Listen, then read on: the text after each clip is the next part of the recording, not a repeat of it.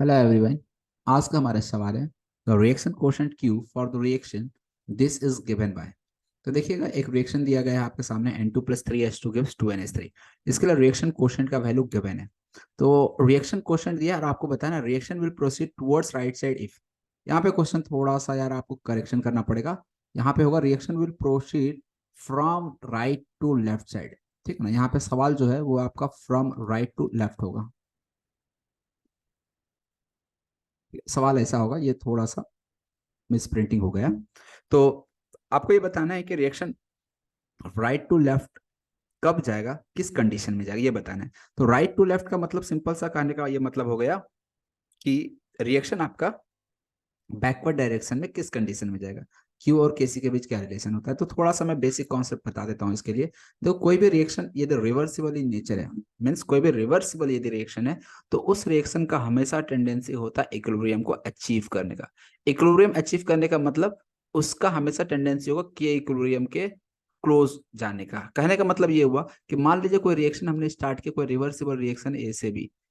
Starting में यहाँ पे ए का कॉन्सेंट्रेशन कुछ रहा होगा, बी का कॉन्सेंट्रेशन कुछ रहा होगा। तो यदि हम जो रेशियो निकालेंगे ना, बी बाय ए, ये रेशियो को हम लोग नाम देते हैं रिएक्शन कोशेंट, क्यूसी लिखते हैं। यदि हम कॉन्सेंट्रेशन के टर्म में बात करें तो इसे हम क्यूसी लिख देंगे। ये क्यूसी क्या होता है? Other than at equilibrium. जब रिएक्शन इक्विलिब्रियम पे नहीं होता है तो ऐसे हमें उसका जो रेशियो ऑफ कॉन्सेंट्रेशन होता है, कॉन्सेंट्रेशन का जो रेशियो आता है उसको हम क्यूसी से रिप्रेजेंट करते हैं। और जब यही रिएक्शन इक्विलिब्रियम पे आ जाए और जब हम यहाँ बी और ए का कॉन्सेंट्रेशन इक्विलिब्रियम कॉन्सेंट्रेशन को पुट कर देते हैं, मतलब इक्विलिब्रियम का कॉन्सेंट्रेशन को यदि हम पुट कर दे बी और ए की जगह पे, तो ऐसे में ही क्यूसी आपका क्या बन जाता है? केसी। मतलब क्यूसी इक्वल टू केसी हो जाएगा, या के इक्विलिब्रियम बोल दो, जब आपका रिएक्शन कब हो? इक्विलिब्रियम पे। अब मान लीजिए रिएक्शन इक्विलिब्रियम पे नहीं है, तो दो कंडीशन हो सकता है। आइदर हम इक्विलिब्रियम अचीव करने से पहले की बात कर रहे हो, या हो सकता है हम इक्विलिब्रियम के बाद की बात कर रहे हो। तो दो कंडीशन होगा, क्यूसी लेस देन के इक्विलिब्रियम हो सकता है, या क्यूसी आपका ग्रेटर देन के इक्विलिब्रियम हो सकता है। दोनों कंडीशन में रिएक्शन किस डायरेक्शन में प्रोसीड करेगा, आपको मैं थोड़ा सा बेसिक आइडिया दे देता हूँ यहाँ से। देखिए, यदि रिएक्शन आपका क्यूसी का वैल्यू यदि क्यूसी का वैल्यू केसी से कम है, तो आप ही जरा सोचना और बताना मुझे। क्यूसी अभी केसी से पीछे है, रिएक्शन का टेंडेंसी हमेशा क्या होता है?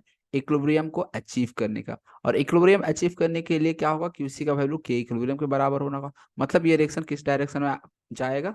फॉरवर्ड डायरेक्शन में जाएगा। तो इसलिए यदि क्यूसी का वैल्यू केसी से कम है तो रिएक्शन फॉरवर्ड डायरेक्शन में होगा। क्यों? क्योंकि वो के इक्विलिब्रियम के इक्वल होना चाहेगा, और इक्वल होने के लिए रिएक्शन को फॉरवर्ड डायरेक्शन में जाना पड़ेगा। सेम वे में यदि क्यूसी का वैल्यू ग्रेटर देन के इक्विलिब्रियम है, अगेन रिएक्शन तो रिवर्सिबल इन नेचर है, तो रिएक्शन का टेंडेंसी होगा के इक्विलिब्रियम को अचीव करने का, और इसके लिए रिएक्शन को बैकवर्ड डायरेक्शन में आना पड़ेगा। तो यदि क्यूसी का वैल्यू केसी से ग्रेटर है, तो ऐसे में रिएक्शन जो होगा वो आपका बैकवर्ड डायरेक्शन में जाएगा। तो यहाँ पे जो सवाल था फ्रॉम राइट टू लेफ्ट, यानी रिएक्शन बैकवर्ड डायरेक्शन में किस कंडीशन में जाएगा, तो यही आपको बताना था। तो बैकवर्ड कंडीशन में किस कंडीशन में जाएगा? क्यूसी जब greater than KC, means option A. तो इसलिए इस क्वेश्चन का जो सही ऑप्शन हो जाएगा वो ऑप्शन ए हो जाएगा। तो उम्मीद करता हूँ समझ आई होगी आपको। Hope you understand this problem. Thank you for watching video.